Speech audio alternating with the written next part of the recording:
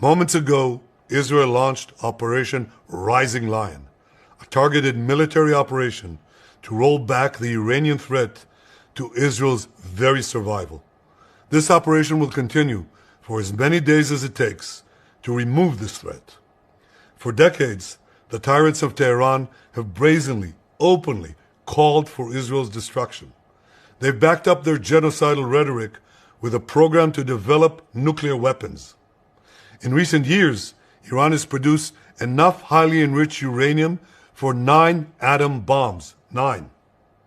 In recent months, Iran has taken steps that it has never taken before, steps to weaponize this enriched uranium. And if not stopped, Iran could produce a nuclear weapon in a very short time. It could be a year, it could be within a few months, less than a year. This is a clear and present danger to Israel's very survival. 80 years ago, the Jewish people were the victims of a Holocaust perpetrated by the Nazi regime. Today, the Jewish state refuses to be a victim of a nuclear Holocaust perpetrated by the Iranian regime. Now, as Prime Minister, I've made it clear time and again, Israel will never allow those who call for our annihilation to develop the means to achieve that goal. Tonight, Israel backs those words with action. We struck at the heart of Iran's nuclear enrichment program. We struck at the heart of Iran's nuclear weaponization program. We targeted Iran's main enrichment facility in Natanz. We targeted Iran's leading nuclear scientists working on the Iranian bomb. We also struck at the heart of Iran's ballistic missile program. Last year, Iran fired 300 ballistic missiles at Israel. Each of these missiles carries a ton of explosives and threatens the lives of hundreds of people. Soon, those missiles could carry a nuclear payload, threatening the lives not of hundreds, but of millions. Iran is gearing up to produce 10,000 of those ballistic missiles within 3 years. Now just imagine 10,000 tons of TNT landing on a country the size of New Jersey. This is an intolerable threat. It too must be stopped. Iran is now working on what it calls the new plan to destroy Israel. You see, the old plan failed. Iran and its proxies tried to encircle Israel with a ring of fire and to attack us with the horrible attack of October 7th. But the people of Israel, the soldiers of Israel, rose like lions to defend our country.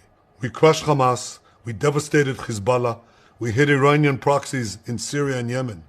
And when Iran directly attacked us twice last year, we struck back inside Iran itself. Yet in defending ourselves, we also defend others. We defend our Arab neighbors. They too have suffered from Iran's campaign of chaos and carnage. Our actions against Iran's proxy Hezbollah led to the establishment of a new government in Lebanon and the collapse of Assad's murderous regime in Syria. The peoples of those two countries now have a chance for a different future, a better future. So too do the brave people of Iran, and I have a message for them. Our fight is not with you. Our fight is with the brutal dictatorship that has oppressed you for 46 years. I believe that the day of your liberation is near. And when that happens, the great friendship between our two ancient peoples will flourish once again. I want to assure the civilized world, we will not let the world's most dangerous regime get the world's most dangerous weapons. And Iran plans to give those weapons, nuclear weapons, to its terrorist proxies. That would make the nightmare of nuclear terrorism all too real. The increasing range of Iran's ballistic missiles would bring that nuclear nightmare to the cities of Europe and eventually to America. Remember, Iran calls Israel the small Satan. It calls America the great Satan. And this is why for decades it's led millions in the chants of death to Israel and death to America. Today, Israel is responding to those genocidal calls with action and with a call of our own. Long live Israel and long live America. Our action will help make the world a much safer place. I want to thank President Trump for his leadership in confronting Iran's nuclear weapons program. He has made clear time and again that Iran cannot have a nuclear enrichment program. Today, it is clear that Iran is just buying for time. It refuses to agree to this basic requirement of peaceful nations. That is why we have no choice but to act, and act now. The hardest decision any leader has to make is to thwart a danger before it is fully materialized. Nearly a century ago, facing the Nazis, a generation of leaders failed to act in time. They were paralyzed by the horrors of World War I. They were determined to avoid war at all costs, and they got the worst war ever. They adopted a policy of appeasement. They closed their eyes and ears to all the warning signs. That failure to act resulted in World War II, the deadliest war in history. It claimed the lives of 60 million, including 6 million Jews, a third of my people. After that war, the Jewish people and the Jewish state vowed, never again. Well, never again is now. Today, Israel has shown that we have learned the lessons of history. When enemies vow to destroy you, believe them. When enemies build weapons of mass death, stop them. As the Bible teaches us, when someone comes to kill you, rise and act first. This is exactly what Israel has done today.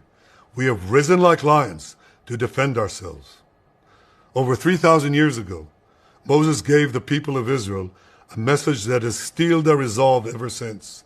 Be strong and courageous, he said. Today, our strong and courageous soldiers and people stand together to defend ourselves against those who seek our destruction. And by defending ourselves, we defend many others, and we roll back a murderous tyranny. Generations from now, history will record that our generation stood its ground, acted in time, and secured our common future. May God bless Israel. May God bless the forces of civilization everywhere. Thank you.